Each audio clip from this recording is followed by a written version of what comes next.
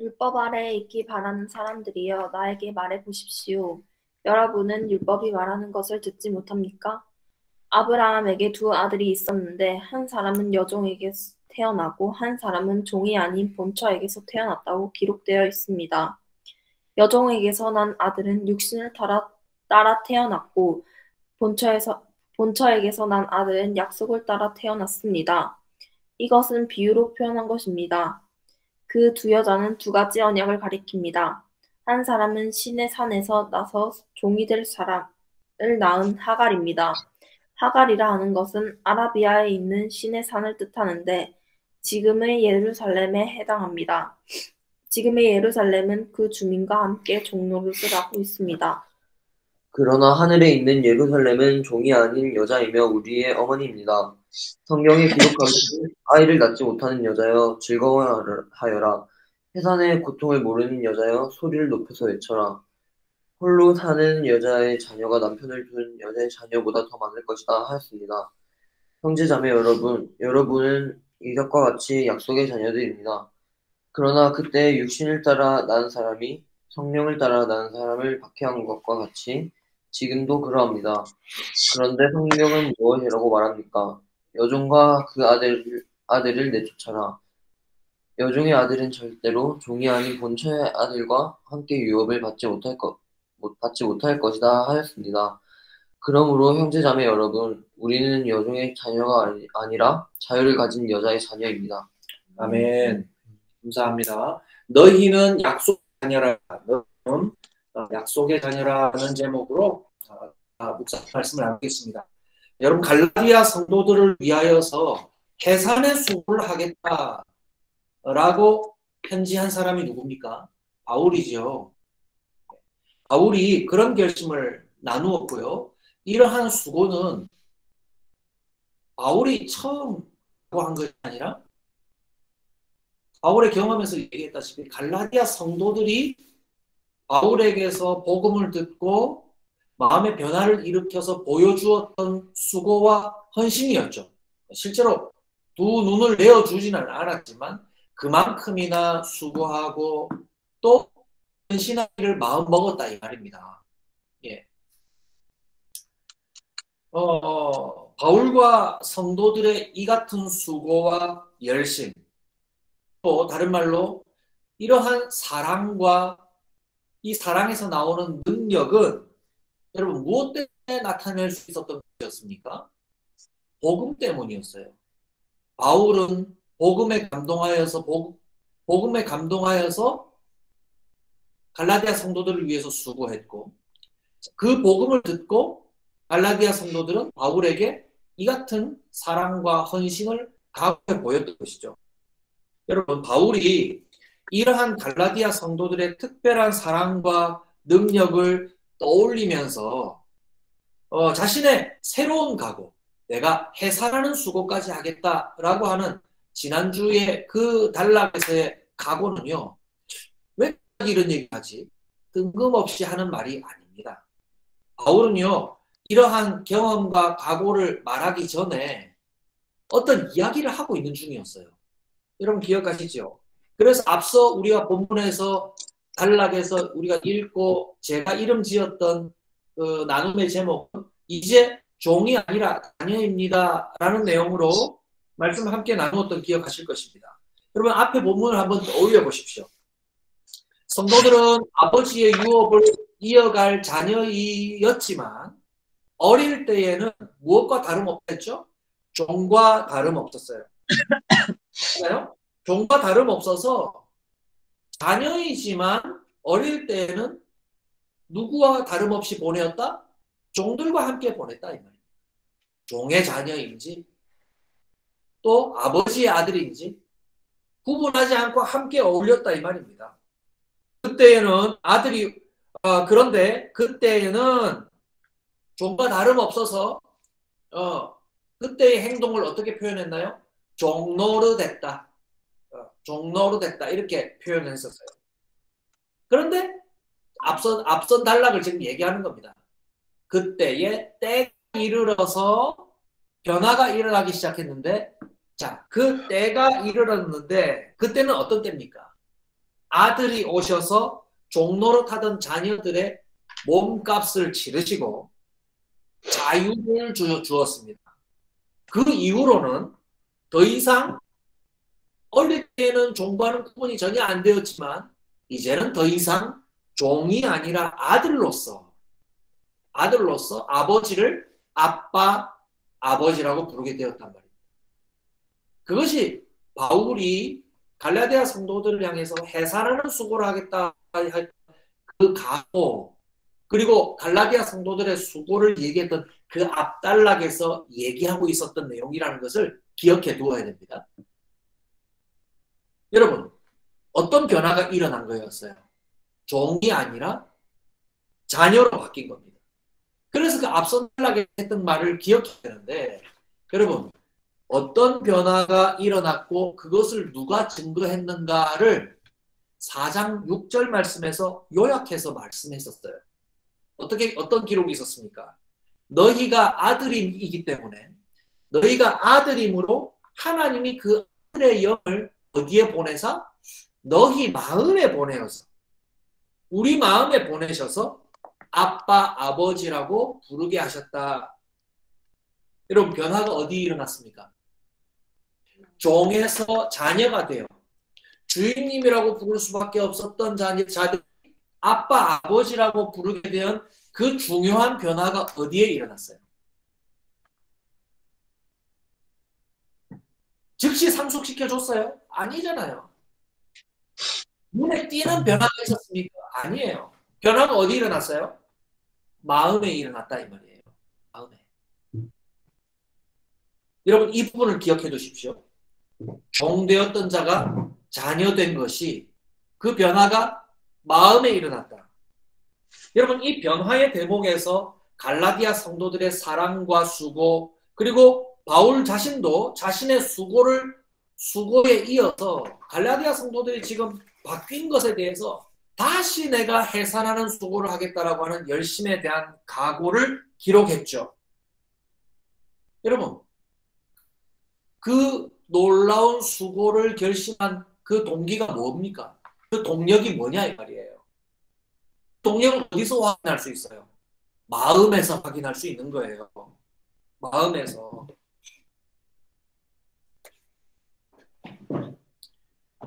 갈라디아 성도들이 수고하고 많이 애썼습니다 라고 하는 내용이 핵심이 아니고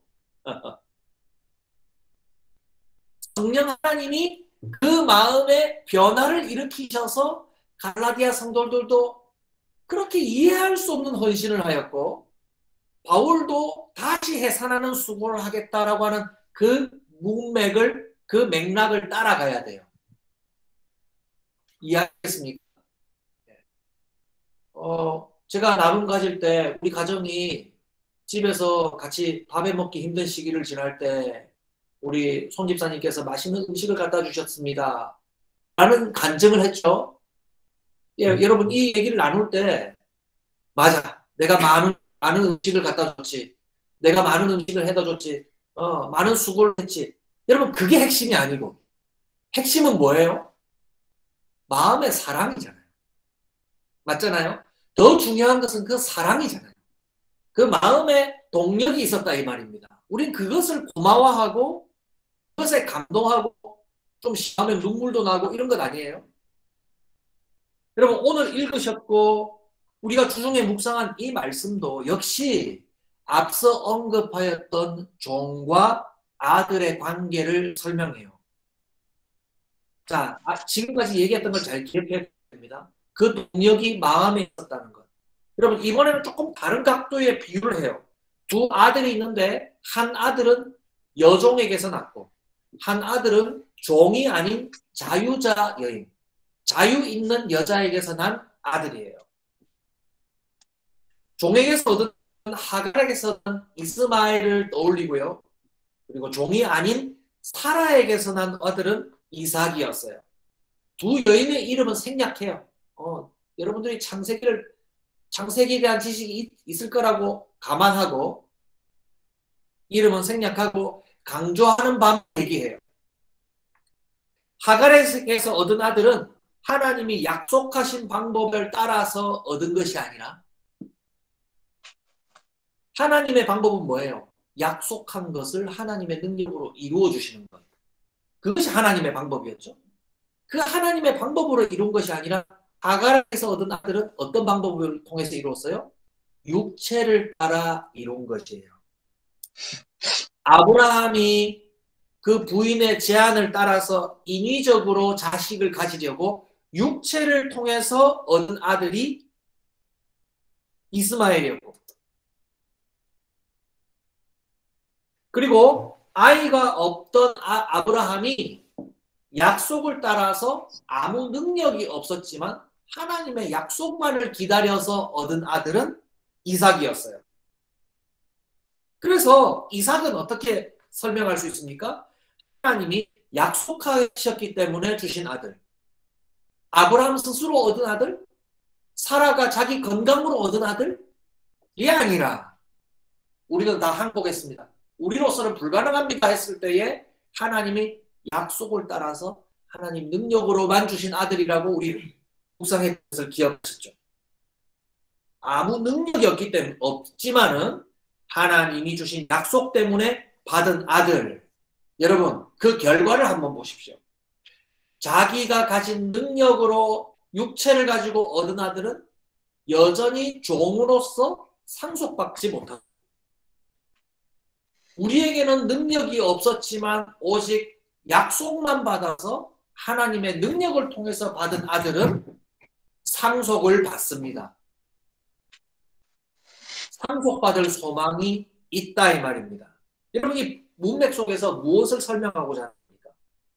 육체적으로 얻은 종의 아들은요, 보이는 그대로의 종일 뿐이고, 약속을 받은 여자의 아들은 종의 아들과 다름없어 보였지만 육체가 아니라 약속으로 태어났기 때문에 약속으로 아버지의 상속을 받는 참된 아들이 되었다 하는 겁니다. 여러분, 이 비유는 한없이 어렵다라고만 생각하면 어려웠겠지만 잘 생각하면은 핵심이 있어요. 사람의 눈에 보이는, 그리고 겉으로 보이는 것은 보이는 것 그 자체 이상의 것을 바랄 수 있는 소망이 없어요. 다시 말씀드릴게요. 겉으로 보이는 것은 보이는 그 자체 이상을 바랄 수가 없는 특징이 있어요. 그러나 비록 보이지 않으나 약속이 있으면 그 이상의 것을 소망하는 자가 된다는 것입니다. 여러분, 갈라디아에서 바울이 든 두 가지 종과 아들의 비유의 공통점이 바로 그것입니다. 종과 아들은 겉보기에는 다를 것이 없어요. 차이가 없어 보입니다. 그러나 보이지 않는 약속을 받은 아들만이 아버지의 상속을 받는 참 아들이다. 그러므로 겉으로 보이는 것은 중요한 것입니다. 겉으로 보이는 것은 영원한 복을 보장하지 않습니다. 그럼 겉으로 보이는 것 너무 중요하게 여기지 마세요. 보이는 것 그 자체일 뿐이고, 더 적극적으로 말하면 그 한계를 벗어날 수 없어요. 그 한계를 벗어날 수 없어요. 여러분, 죄에 노예된 자에게 눈에 보이는 것은 자유를 줄 수가 없습니다. 눈에 보이는 것이 주는 잠깐의 즐거움, 여러분, 그 이상의 것을 약속할 수가 없어요. 그래서 그것이 여러분 소망이 없다. 소망을 주지 못한다. 라고 말하는 겁니다. 저와 여러분들이 본능적으로 좋아하는 것들을 다 꼽아보십시오. 눈에 보일 만한 것들을 다 꼽아보십시오. 뭐 돈도 좋고, 젊음도 좋고, 집도 좋고, 그게 답니까? 좋은 성격? 다 좋습니다.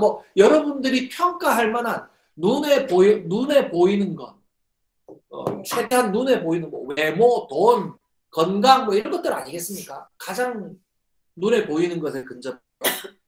여러분, 그것은요, 그것 자체로 맞춰질 뿐, 예, 그것이 가지는 능력을 다 부인하는 것 아니에요. 여러분, 돈 능력 있습니다.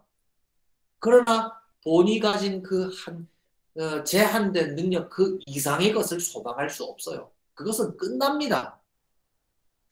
건강도 마찬가지고, 외모도 마찬가지고. 여러분, 그 자체가 가지고 있는 한계를 결코 벗어날 수가 없어요. 그 잠깐의 즐거움 이상의 것을 약속해 주지 못합니다. 그래서 그것이 소망이 없다라고 말하는 겁니다.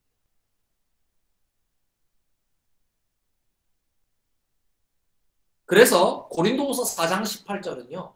이렇게 얘기합니다. 우리가 주목하는 것은 눈에 보이는 것이 아니요 보이지 않는 것입니다. 보이는 것은 잠깐이요 보이지 않는 것은 영원함입니다. 라고 기록합니다. 그래서 우리가 주목하는 것은, 믿는 자가 주목하는 것은 눈에 보이는 것이 아니다. 보이는 것은 보이는 것 그 자체로 잠깐일 뿐이요. 보이지 않는 것, 보이지 않게 우리의 마음에 주신 것이 영원한 것이라고 믿는 자는 고백해야 돼요. 여러분, 이거 착각이에요? 오해예요? 아니에요. 이것이 참된 것입니다.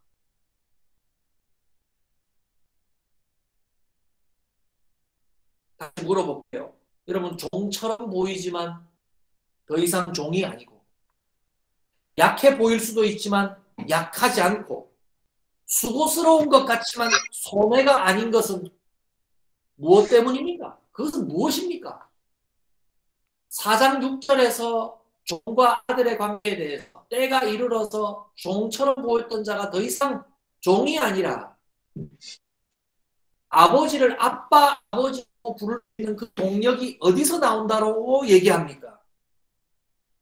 성령 하나님께서 신자의 마음에 찾아오셔서 아빠, 아버지라고 부를 수 있는 아들됨을 주신 것이고, 아들 가질 능력이 없는 자에게 아들의 약속 주신 것, 영원한 유업을 그 아들에게 약속한 거예요.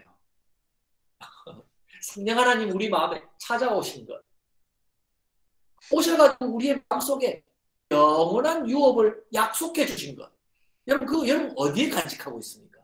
우리 마음속에 간직하고 있는 거예요.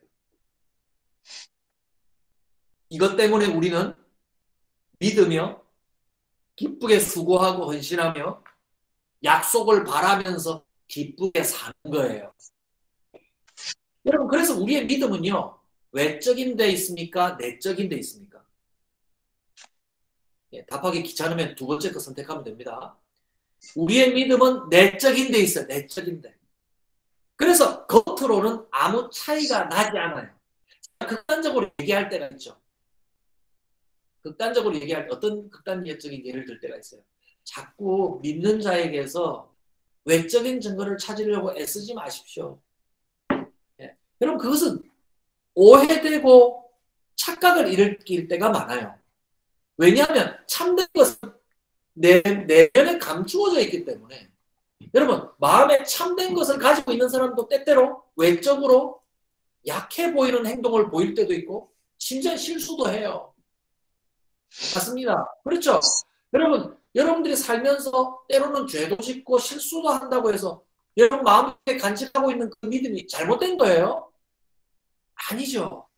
우리라고 하는, 우리 삶이라고 하는 허약한 우리 자신에게 담고 있기 때문에 여러분, 이 믿음이 때로는 오해를 일으키긴 하지만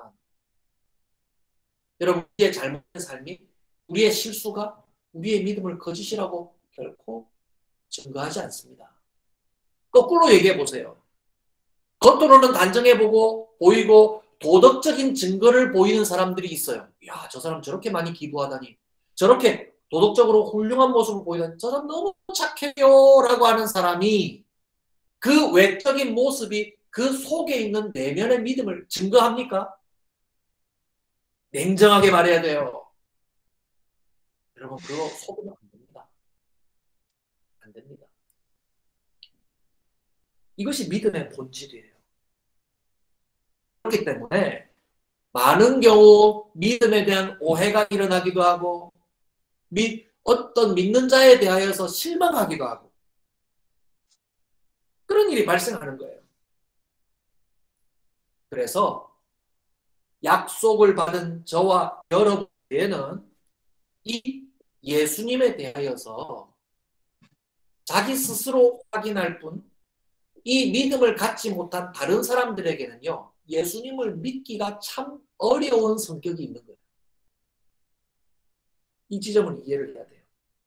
외적인 것밖에 보지 않는 사람은요, 자기 자신들의 방식으로 내적인 것을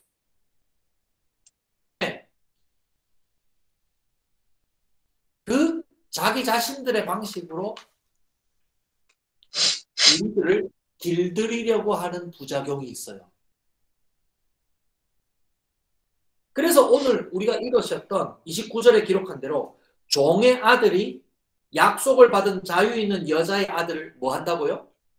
박해하죠. 박해하죠. 고통을 줍니다. 여러분 왜 이런 박해, 고통을 주고 고통이 일어납니까? 우리의 내면에 감추어져 있는 이 믿음을, 성령 하나님을, 약속받음을, 이 기쁨을 저들은 외적인 것으로 확인할 방법이 없는 거예요. 그렇기 때문에 우리를 오해하고 저들이 살아가고 있는 질서가 옳다 여기고 그들의 삶의 방식에 우리를 길들이려고 하는 거예요. 그러면 어떤 충돌이 일어나요? 우리는 고통스럽죠. 그리고 그것은 우리에게 박해가 됩니다. 어려움이 되는 거예요. 안 믿는 사람 입장에서는 정당해요? 부당해요? 정당하죠. 안 믿는 사람들은 정당해. 아유, 저 사람들 정말 불쌍하다. 왜 저렇게 살아? 우리처럼 살아. 라고 하면서 우리와 함께 먹자, 우리와 함께 마시자, 우리와 함께 자유롭게 재짓자. 하나님 그런 거 추종하지 말고 그냥 마음대로 너 즐거운 대로 살아. 라고 그들의 질서에 우리를 편입시키려고 하는 거예요. 바울의 비유 속에서 30절에 어떻게 처방합니까? 여종과 그 아들을 내쫓으라 이렇게 얘기하죠. 여러분 이것은 비유이기 때문에요. 정말 우리를 박해하는 사람들을 내쫓듯이 사람들을 내치면 안 됩니다. 여러분 비유는 비유로 이해해야 돼요.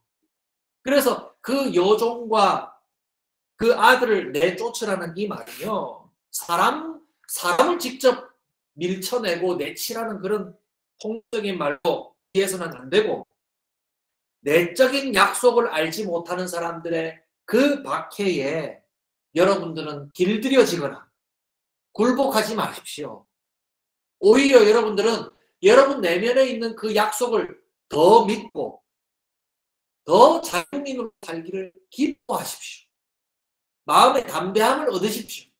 저들은 우리 내면에 있는 이 성령 받음과 이 약속 받음을 저들은 확인할 방법이 없어서 저들은 저렇게 합니다. 라고 생각하고 여러분들의 믿음을 굳게 지키십시오. 여러분들의 안에서 기뻐하십시오. 라고 얘기하는 거예요. 그것을 비유로 내쫓으라 이렇게 표현한 거예요. 말씀을 맺습니다.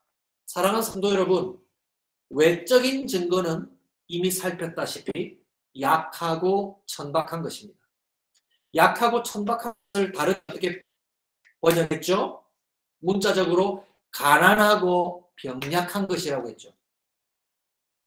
여러분 가난하고 병약하다는 것은 그것의 시효, 유효기간이 다 되어간다 이 말입니다. 눈에 보이는 것은 유효기간이 있습니다. 그것이 가진 한계 이상을 벗어날 수 있는 소망이 없어요. 아무 능력이 없고 그 이상의 아무것도 보장할 수 없습니다. 그러나 내적인 증거를 주시는 성령 하나님은 우리의 마음속에서 하나님을 아빠, 아버지라고 부르게 하시면서 우리들 하나님의 자녀임을 증거하시고 영원한 복을 어디에 약속하십니까? 돈 많이 주셔가지고 여러분을 거치게 해가지고 다른 사람들이 다 알아보게끔 하셔가지고 아니에요. 우리의 내면에 증거하셔요. 분명한 믿음으로 증거해 주셔요. 그래서 여러분 예수 믿고 부자 됐습니다. 예수 믿고 IQ가 올라갔습니다. 예수 믿고 재벌 됐고 예수 믿고 좋은 대학 갔습니다. 여러분 다 세상 방식에 속는 거예요. 그런 것에 현혹되면 안 됩니다. 온 교회가 그런 데 사로잡혀가지고 속고 있는 거예요. 여러분 유행병처럼.